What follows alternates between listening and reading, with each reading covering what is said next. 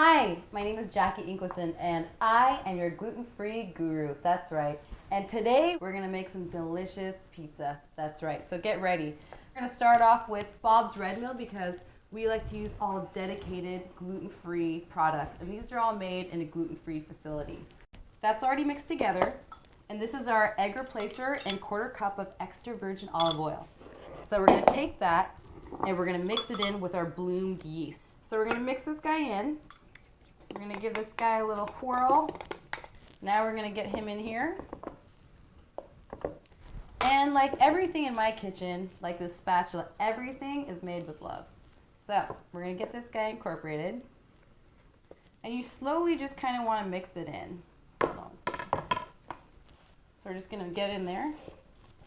And it's just a motion of just folding in and going over. We finished kneading our dough and we wrapped it in saran wrap into a little ball, and it's been sitting in the refrigerator for 45 minutes. And you can, if you feel like freezing it and using it for another time, you can totally do that too, but minimum time is 45 minutes and then you're ready to rock. So I've already put out a sheet of parchment paper, and on top of that we're gonna do a little bit of just gluten-free flour. We're just gonna sprinkle. Now you always wanna sprinkle from high up because that way it goes literally everywhere. So we're not actually going to take the whole thing. We're going to take about half of this. And then you're going to slowly start to roll, just push it out. And you don't actually need a rolling pin. You can use one if you like, but if you do, I recommend that you flour it first.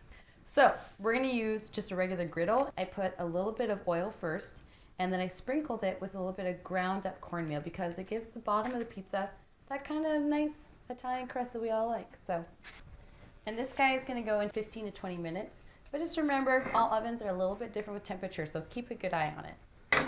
So he's going into the oven now. So now that the pizza has come out, it's nice and baked, it's nice and brown. You can see on the bottom, it's got that nice crust that we're talking about. This is going to be amazing. We've made a nice tomato sauce, and to this we have just regular Romano tomatoes. And we've added a little bit of basil, onions, and a little bit extra tomato puree to make it that extra tomatoey that we like. Goat cheese.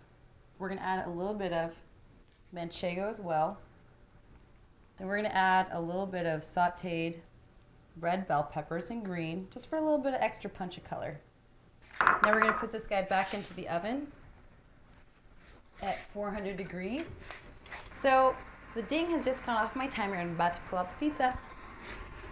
And to this guy, we're going to take a little bit of fresh arugula. We're going to just dress it with a little bit of extra virgin olive oil, fresh squeezed lemon juice. We're going to take a little bit of basil. Just going to throw it right on top. So now we're going to dress it with a little bit of the arugula. One of my little secret decadences is that I take prosciutto and I put it in a pan and I fry it up just like bacon. So we'll take these, and then we're going to add a little bit more of the shaved manchego.